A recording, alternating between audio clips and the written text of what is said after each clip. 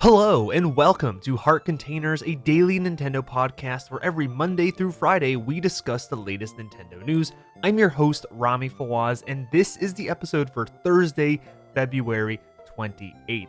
Yesterday, we finally learned about the new Pokemon titles coming out in 2019, Pokemon Sword and Shield. It was Pokemon Day, which meant it was the 23rd anniversary of the release of Pokemon Red and Green in Japan, and because of that, there was a wealth of activities, festivities, events going on across the board on all of the Pokemon brands. There was events going on in Pokemon Go, there were physical things happening at the Nintendo store in New York, and of course, the Direct, which actually showed us what we're going to be playing in 2019 when it comes to Pokemon Sword and Shield. So we're going to be talking about that today, my reaction, what I think about it overall, as well as what we thought as a community about Pokemon Sword and Shield. That was the question of the day. After all, what did you guys think about the Pokemon Direct? Remember that you can easily participate in the question of the day by heading over to heartcontainerspodcast.com/question, and doing so can get you represented in a future show. But without let's not dilly-dally anymore. There's so much Pokemon to talk about. Let's just get straight into the daily Nintendo report. Well, the wait is over. This is Nintendo DS. My body is ready. We would like to play. A way to make 3D games a reality. And it's called the Wii U Game Pen.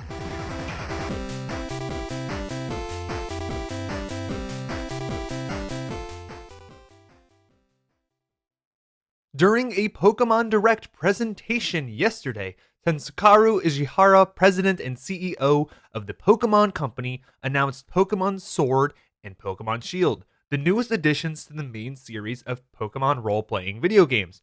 Developed by Game Freak Inc., Pokemon Sword and Pokemon Shield will be launching late 2019 exclusively on the Nintendo Switch system, making it the very first mainline Pokemon game to release on a Nintendo home console. There have been spin-off titles that have released on home consoles in the past, but this is the next evolution, no pun intended, of Pokemon to be brought over from the handheld family of systems onto a home console, the last one being Ultra Sun and Ultra Moon, which released on the 3DS.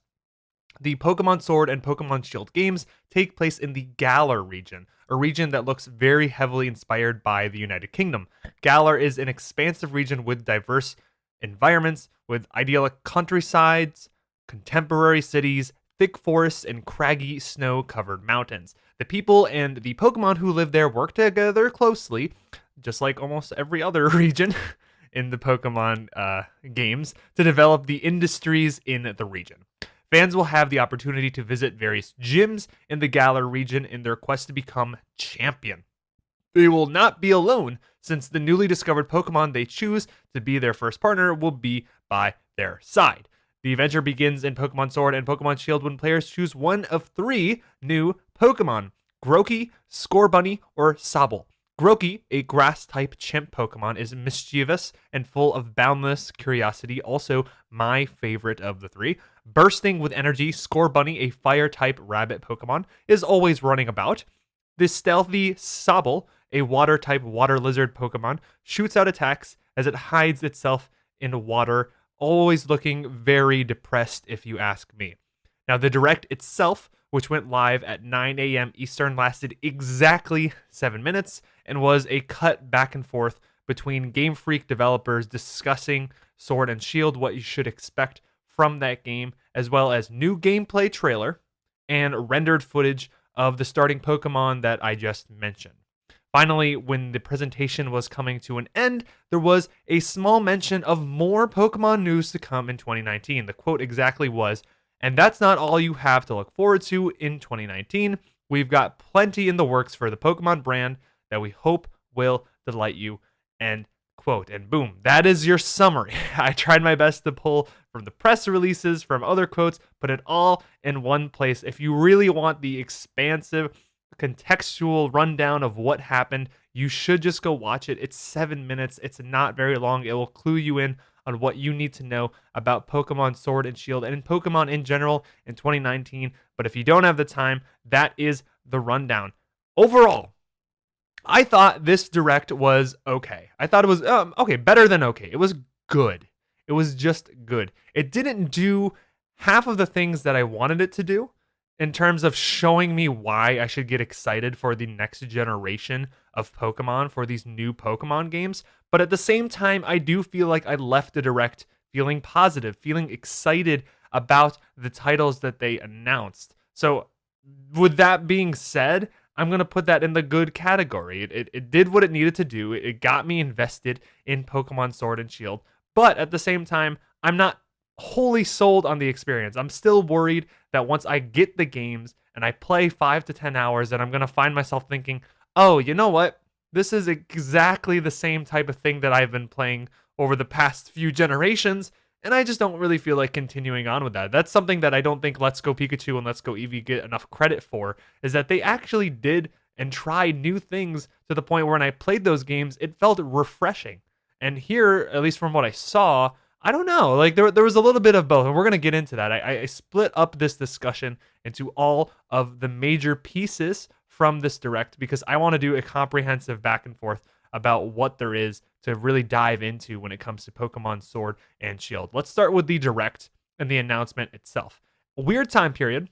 I mean, I get that it's Pokemon Day, but Nintendo traditionally hasn't really done any big marketing push on Pokemon Day, at least not with their mainline series. They wait to the spring, they wait to the summer. Pokemon is a game that really has the opportunity to shine on its own and beats to its own drum to a point where they don't have to be talking about it until much later on because everyone knows what Pokemon is. To bring it up earlier is a curious decision to put it in February 27th instead of just talking about it for the first time in the spring. But I feel like the concept that they're going for of kind of like pulling together all of the Pokemon news to kind of have a Pokemon moment early on in the year is smart. I mean, overall, it's going to get a lot of eyes on Pokemon. Over the past few days, a lot of people have been talking about Pokemon for all types of various reasons, and that's a good thing. It's one of those examples of where the rising tides kind of lift all the boats, right? When there's all that Pokemon news happening at the same time, well, that means all the Pokemon news in general get more eyeballs on it. And we were talking, or a lot of people were talking about that Detective Pikachu trailer that just came out. And like I mentioned earlier, there were other events. There were Pokemon Go activities happening, and now there's the Sword and Moon Direct that just happened. So I feel like if they're going to continue to use Pokemon Day as an opportunity to kind of like reveal or show off all their wares, ultimately it's pretty smart. The Direct itself, short, sweet, to the point. I was actually surprised by how quick it was to fly by. I mean, they said it was going to be short, but I appreciate Nintendo's willingness to kind of just get to the point and get, show us what we need to see. But that was actually one of the things that I was questioning is that, okay, I like the date. I like how much time they spent on the Direct, but at the same time, I don't feel like I saw anything that I needed to see this early on. I question the information that they showed us. Everything that they showed us about Pokemon Sword and Pokemon Shield are things that I feel like I probably could have guessed if I really needed to. You know, if you would have sat me down and said, all right, Rami, I want you to kind of select a handful of things that you would expect to see in the next evolution of the Pokemon franchise, and don't be too outlandish about it. Be kind of safe about it. I would say, okay, we're going to see new Pokemon. We're going to see a new region. You're going to have themes that go along with that region, but ultimately it's going to be pretty similar to what previous games have had. As an example, like, yeah, Sun and Moon didn't have gyms, it had trials, but trials were basically gyms, right? Like you went in there and you solved small puzzles and you participated in Pokemon battles. We've been doing that since Pokemon Red and Blue. So they were just going to have a different twist on the theme, and we didn't see what that was exactly, but they went with this football stadium, soccer stadium type thing where you walk in and it looked like you might be participating in something a little bit more different, more unique than your traditional gym. But at the end of the day, they also showed battles inside those stadiums. So I don't know. I don't think they really showed off anything that was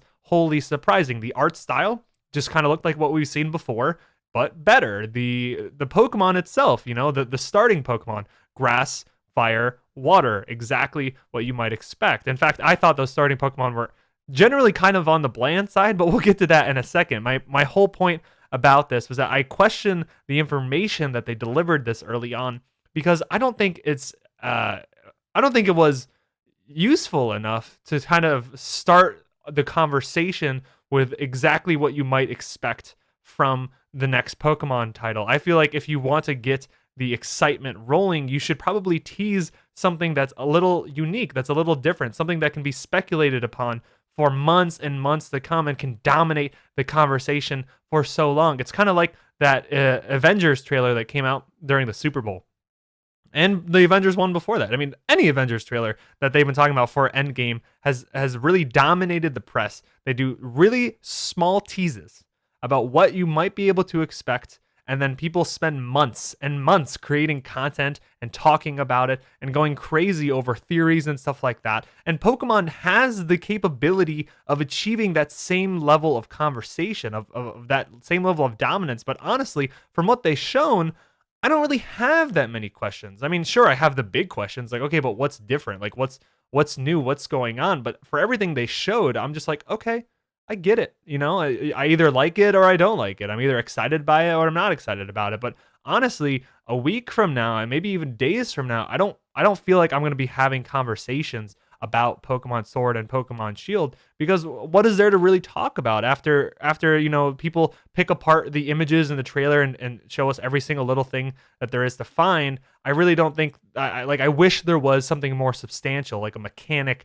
or a feature shown off, or even like a hidden Pokemon of some sort that was maybe even just briefly teased in that 7-minute direct, where we could be banging our heads on and saying like, oh man, what was that, over the course of the next few months as we wait for the next wave of information to come about that game. So for the direct itself, I do like the timing. I think it's smart for the Pokemon company to kind of be dominating Pokemon Day. I hope that becomes a staple for the company, and every year we do get something substantial from them on that day. I thought the short and sweetness, the 7 minutes, was a fine, focused time period. But what they talked about in the direct, not so sure. Now let's get into the actual game itself, starting with art style, the graphics, the animation. What did I think? Overall, positive. I was positive about this. I feel like there were expectations that Sword and Shield were going to have a major leap, a generational leap, if you will, on the graphical front, because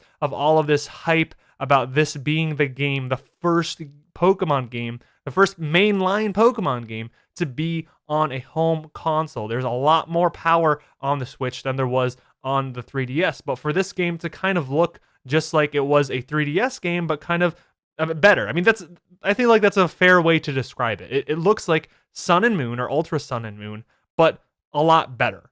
It doesn't look like this huge generational leap that a lot of people maybe anticipated it would. I think if you compare it to Zelda, you can see what I'm talking about, because when you have Zelda on a home console and Zelda on a handheld, there is a massive difference. When you look at Breath of the Wild and A Link Between Worlds, games that came out, years, or not that, it wasn't that long before one came out into the other. They were pretty close by. There is a massive difference in art style and graphical capabilities. So to see something similar happen, where it's like Pokemon Ultra Sun and Ultra Moon, and then Pokemon Sword and Shield, and not see that massive jump, could be disappointing for some people. For me, I didn't have my expectations set up that high. I know that Pokemon has honestly turned into an annualized series. It comes out every single year at this point. There's only so much they can do to the engine. Last year we got Let's Go Pikachu and Let's Go Eevee. Before that it was Ultra Sun, Ultra Moon. Before that it was Sun and Moon, and now we're getting Pokemon 2019. And I would wager, because of how popular and important the Pokemon franchise is to Nintendo, that we're going to continue to get a new Pokemon game every single year for a long time. It's going to be the exception to the rule when we don't get a Pokemon game. And it's because of that you can only go so far with the engine, even when you are upgrading between a handheld to a home console. That's going to be a steady, a slow and steady race. I was pleasantly surprised, because after playing Let's Go Pikachu and Let's Go Eevee, I actually was slightly disappointed with those graphics. Yes, they looked really clean and crisp, but that was basically it. They had a very sterile feeling to them. There was not a lot of texture. It looked like they just kind of took the original red and blue and said, hey, this was just a plain wall in red and blue. Let's just make it a plain wall, but shinier. And it's because of that I feel like Let's Go Pikachu and Let's Go Eevee felt kind of hollow. It felt kind of empty. Everything was clean. It was inoffensive, but it was just, there was this veneer of fakeness kind of laid over it that made it not as engaging to look at as other games on the Switch, which have so much vibrancy and detail. Whereas when I saw Sword and Shield for the first time, I felt like, yes, it was 3DS Plus. Yes, it was Let's Go Pikachu and Let's Go Eevee, just a little bit different, right? But there was so much more detail. I think that's the big difference here. They packed so much more. Every time you look at one of the screens or the footage of this game, there's just a lot going on. There's a lot of texture. It looks a lot different than Let's Go Pikachu and Let's Go Eevee, just purely because of how much effort you can tell that they put into the design of the world. The environments are chock full of little details all over the place and vibrancy and color in a way that I don't think Let's Go Pikachu and Let's Go Eevee really nailed. And I think maybe they were just hamstrung by the source material at that point, and this is an example of them not being hamstrung for it. I am very much enthused about this environment. I love the variety. I love how it looks. That gets me into the Galar region as a whole. But in terms of the art style, sure, I don't think that I personally expected that huge generational leap. What I got was definitely good enough. So I'm going to say plus on the art style. Galar region, which is what they showed off as the art style. Of course, this is the region that is based off of the United Kingdom. That was the rumor for a long time, that the next Pokemon game was going to be based off of the United Kingdom. Another plus. I'm very excited about the Galar region as a whole. I think the UK concept is smart. I wasn't that big of a fan of the Hawaii concept in Sun and Moon, just because when you segment the islands in that way, I mean, obviously, if they're basing it off of Hawaii, it's not like they chose to segment the islands as a design choice. They just wanted to take a part of that, or I don't know, whatever you want to call it.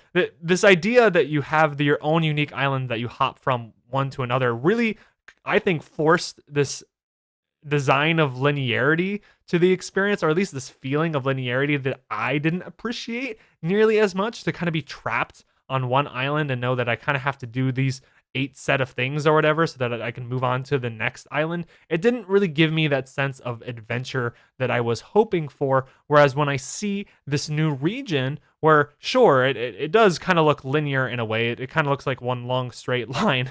But I mean, that's the UK for that region, for that reasoning.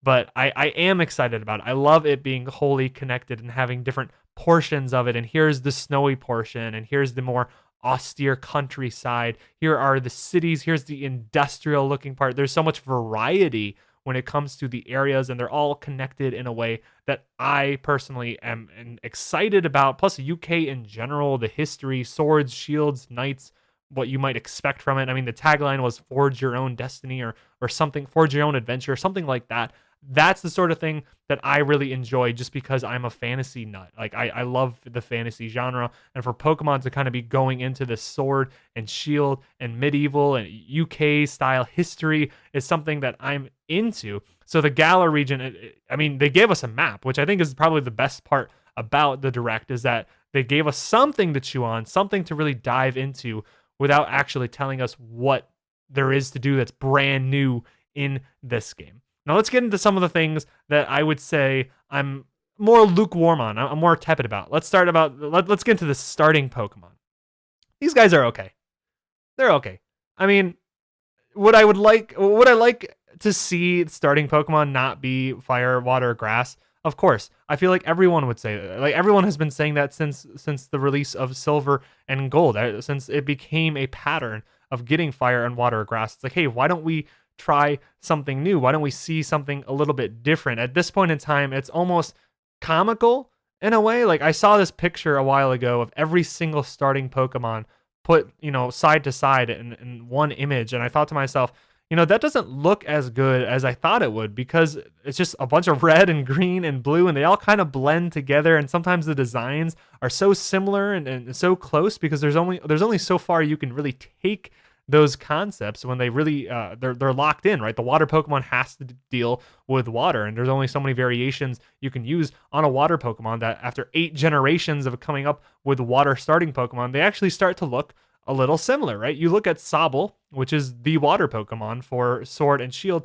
and people have already started making the connection with Mudkip. And honestly, you can't touch Mudkip. Mudkip's the best. Mudkip is one of my favorite water Pokemon of all time. So maybe I'm just bitter about Mudkip, but they look so similar. Not only do the starting Pokemon look similar to each other, they look similar to other starting Pokemon. And I kind of wish that they were willing to take the risk there to kind of give this game more of its own identity, more of its own personality. Why is Sword and Shield different from the rest of the games? Maybe this should have been the time period to reach out, because honestly, I want to see them do something different. You can argue that it's just tradition at this point, but if Pokemon is going to be this annualized series, they're going to have to evolve.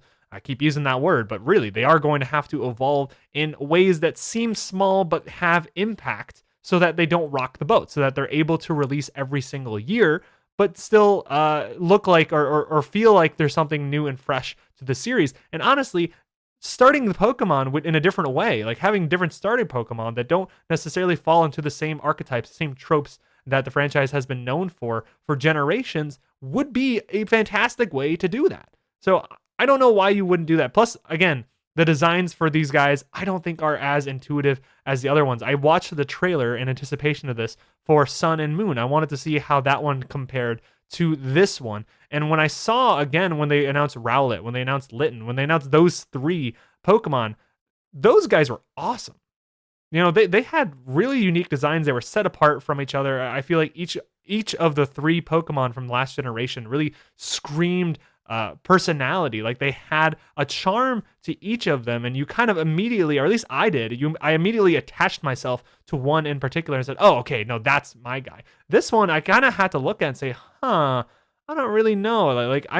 I guess it's taking me a little bit longer to warm up to these starting Pokemon. I wish there was something more identifiable about them, maybe in the way that they looked or in the types about these Pokemon, but that's something that was kind of neutral on. And that actually leads me into my last main portion about this direct, was the mechanics, the features, what's new really about the core experience. And the answer that we seemingly got, was almost nothing.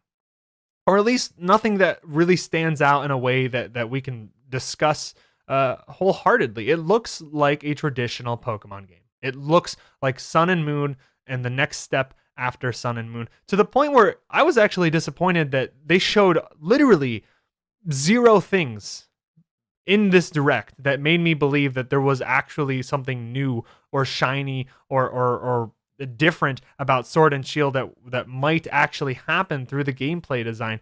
Even when you compare it to Let's Go Pikachu and Let's Go Eevee, I thought for sure we were going to see some inspiration coming from Let's Go Pikachu and Let's Go Eevee in this game, because you just got people invested in the Pokemon franchise potentially for the first time with those games. Why wouldn't you have that connection?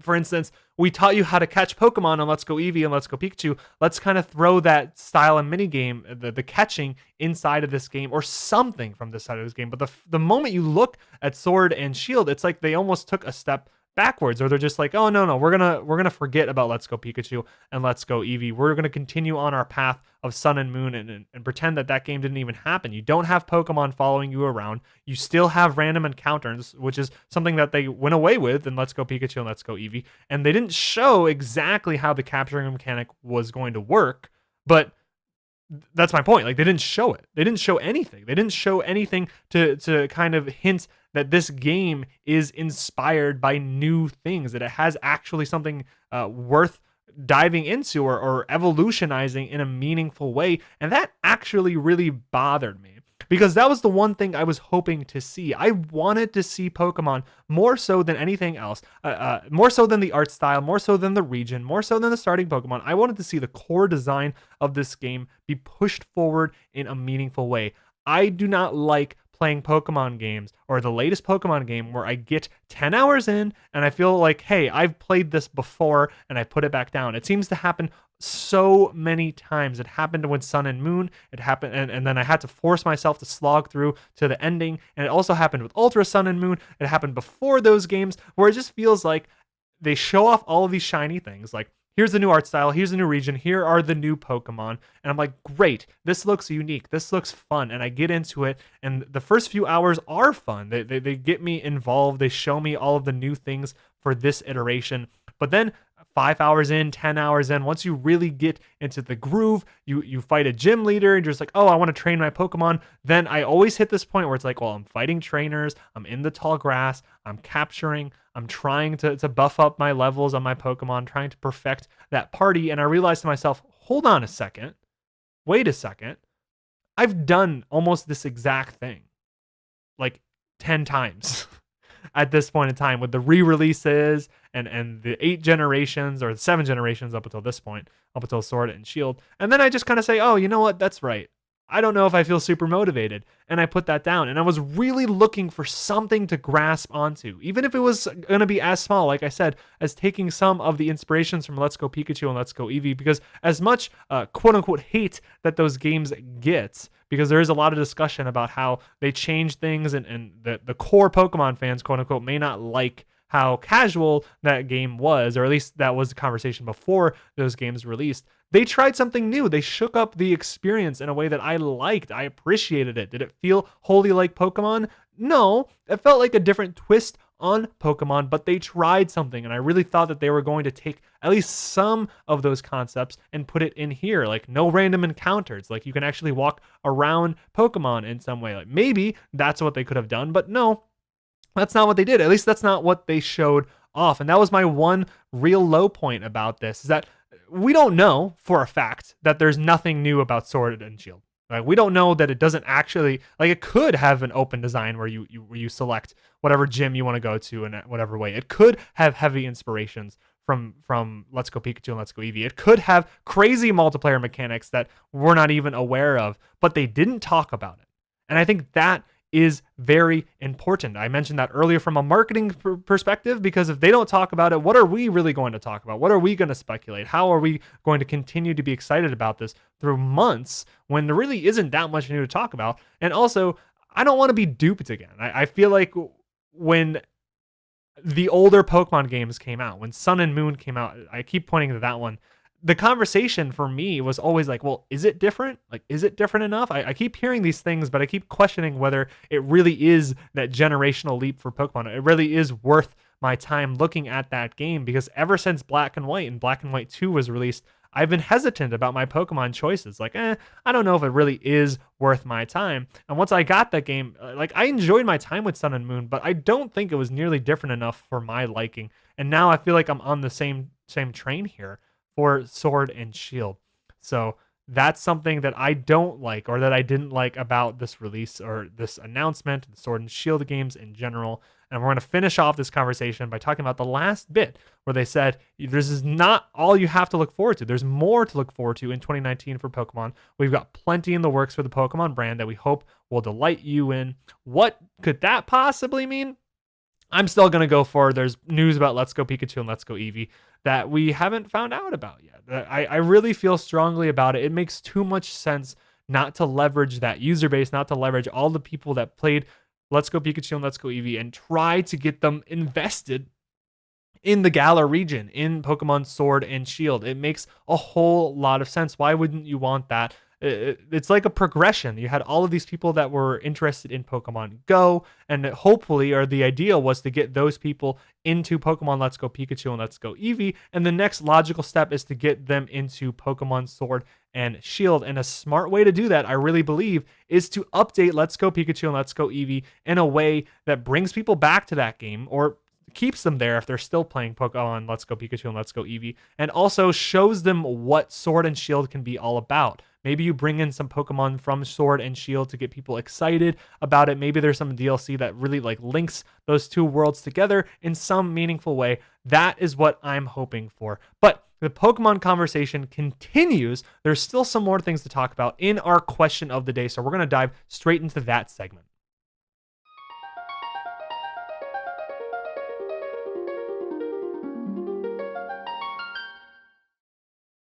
So the question of today that I proposed to you guys in yesterday's show was, what do you guys think about the Pokemon Direct? What did you think about Sword and Shield that we didn't know what they were going to be called at that time. But it was a preemptive question. I wanted to know what the community thought, what was the pulse after the direct. Were we happy about it? Were we sad about it? I think overall, from what I saw, from what I gathered all over the internet, I tried to get as many opinions as possible. I feel like what I've been thinking has been fairly common, is that there is excitement. There is a lot of excitement about this game. There's a lot of people that are enthused about getting back into Pokemon, but they're also questioning some of the choices. They're not sure what it is that makes this game the generational leap of Pokemon, that makes this game, like, why should we care that much if it is the first home console Pokemon game in a long time? I think that seems to be the general understanding, the average understanding of what happened with the direct. And there were a couple things that I saw over and over that I wanted to bring up. So there was a lot of chatter about the design of the world, that it looks very linear and straight, and there were concerns that Pokemon is becoming too linear of a franchise. It seems like one of the biggest requests that I hear from people when I talk to them about Pokemon is that they wish Pokemon had a more open design. They wish you can kind of be sprawling about your adventure and say, go and get one badge in some place and another badge in another place. I've talked about this before. That's something that I would be interested in. I feel like it better presents that idea of adventure in Pokemon. And when you look at an open design like that, not necessarily open world, but more, a design that's more focused on exploration. And then you look at the world, the Galar region, and how it's pretty straight, and it's almost kind of obvious that you're going to start out in the bottom of the map and work your way up to the top. There was this major concern that, okay, like, what is this game? Is it just a game where I walk north the whole time about that? And I saw that, and I immediately kind of thought, well, I don't know. I feel like you could probably still do something that's open, but at the same time, you're right. They're right. Even if they did decide to have a design where it's like, okay, yeah, you can attack multiple gyms in different orders if that's what you want. We're still going to be having a very similar adventure to each other, just because we're going to be starting in the same place and seeing the same things at the same time when you start in a linear direction. So as much as I do like the UK setting, I'm not sure about how the lineup or how it's going to be shaped when it comes to moving south to north, like how they're going to mess around with that concept. Are they just kind of like driving to the skid here? Are they just accepting the fact that, yeah, Pokemon games are kind of linear and we're totally okay with that? And that's totally fine. And we're going to make a linear experience, and we're just going to try to make that the best linear experience that you can possibly have. But that might be true. I mean, accept what you are, I guess, and try to do the best you possibly can without necessarily pushing the envelope too much. Okay, I can see that, but there was a lot of chatter about the design of the world and fears about the linearity, when an expectation for a lot of people, or at least a hope, was that the game was going to be more open, and this design doesn't seem, no matter which way you spin it, to kind of be conducive to that. And I feel like a lot of other comments that I've been seeing have to deal with the art style and the animations, and the overall look of this game very much looks dated. It doesn't look as powerful, as impactful that they were hoping to look. And we touched on that just a little bit when we talked about the art style earlier in the report. I get it. I mean, like I said earlier, you look at the differences between handheld games and home console games for Nintendo franchise in the past, and there is a massive, massive difference for other franchises. So to see Game Freak finally get the chance to work on a home console that's capable of doing wonderful things. You look at some of the other games that we've gotten, even like JRPGs. You look at Xenoblade Chronicles 2, and non-JRPGs like Breath of the Wild and Mario Odyssey, and so much awesome first-party content from Nintendo. And then you look at Pokemon Sword and Shield, and you can't help but think that it looks just a little bit dated. It looks just a little bit old. They're always kind of lagging behind when it comes to the technical department, and it's got to be because Pokemon is annual. It comes out on a regular clip, and they have to keep up, and they don't have the time to do a major refresh of the engine. And that's an unfortunate part of the market that we live in for Pokemon, because it has to come out so often. I definitely see where you're coming from, but I wouldn't say that it's a terrible thing. Like I said earlier, I think the art style was a big plus for me, because I'm buying into it. I do think that they're changing. It's just incremental. It's just slow. And the moment they release a new Pokemon game and there isn't any change, there isn't some sort of incremental bump, is when I'm really going to be disappointed about it. I think we shouldn't necessarily think about revolutions in between years. We shouldn't think that, hey, 2019 it looks like this, so then 2020 it should look like something crazy. But we should be looking at multiple year gaps to see what the real change is, because changing art styles dramatically, upgrading the graphics in a meaningful way, that's something that's going to involve engine changes, and that's something that's going to take time. So I feel like the real criticism for that should come when we look over multiple years. They just started working on the Nintendo Switch. We got Let's Go Pikachu. We got not Sun and Moon. Sword and Shield is what we're getting next. Where is Pokemon going to be 2 years from now? Where is it going to be 6 years from now? Those are the more interesting questions to me. If we get another Pokemon, if Generation 9, as an example, comes out 2 years from now, and it looks pretty similar to Sword and Moon, that's where I think the red flag should come up. Because, again, the only way that they can move forward here is incrementally.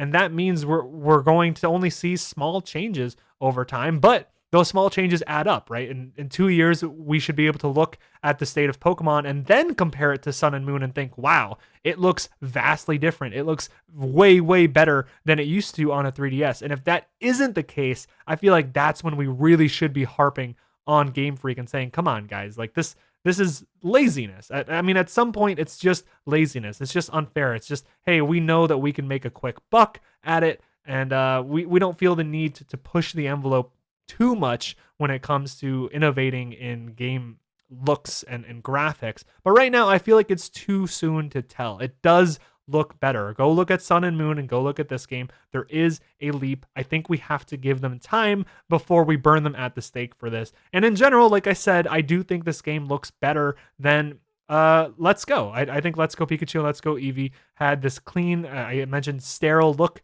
to it that it just kind of looks off-putting in a little way. I mean, it looks nice. It looks okay. It's just nothing special. There was nothing that engaged me about that world. I almost would prefer the pixel art because of how, it had a charm to it. If I was going to choose, although there were a lot of mechanics and feature changes in Let's Go Pikachu and Let's Go Eevee, but the look of that game, I feel like I would have rather be playing Pokemon Fire Red and Leaf Green, just because I do really adore the pixel art theme of it, and I do think it works better for that world. I don't feel that way about Sword and Shield. I really do like the art style. I feel like they did a great job of adding more detail and adding more color to that world. And it's about that time to ask you guys your question of the day for tomorrow, what we're going to be discussing in tomorrow's show. And that also has to do with rebooting a franchise, but not necessarily Pokemon if you don't think that's the one that needs it. Now that it seems like Sword and Shield didn't stray too far away from the original Pokemon formula, I want to ask you guys in general, what Nintendo franchise you think desperately needs that complete reboot? You can still answer Pokemon if you were unimpressed by yesterday's news, but I'm curious to know what your top pick would be. If you could only pick one series to completely make over for its next installment, which one would it be? Again, this is your reminder that you can participate in the question of the day by heading over to heartcontainerspodcast.com/question, and we will discuss it in the next episode.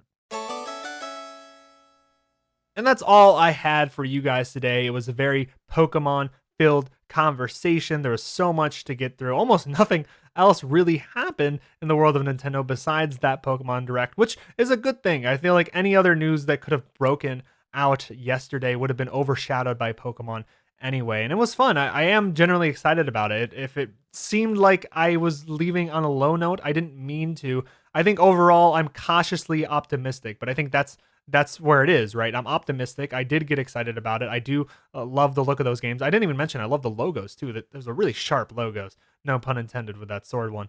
But cautious. I'm cautious. I really do want it to be a little bit different. But hey, we'll talk about that more in another time. If you want to reach out to me in any way, you can go to the heartcontainerspodcast.com website and contact me there, or reach out to me personally where my Twitter handle is @Romefawaz. That's ROMEFAWAZ. This has been Heart Containers for Thursday, February 28th. Thank you so much for joining me, and I'll see you guys real soon.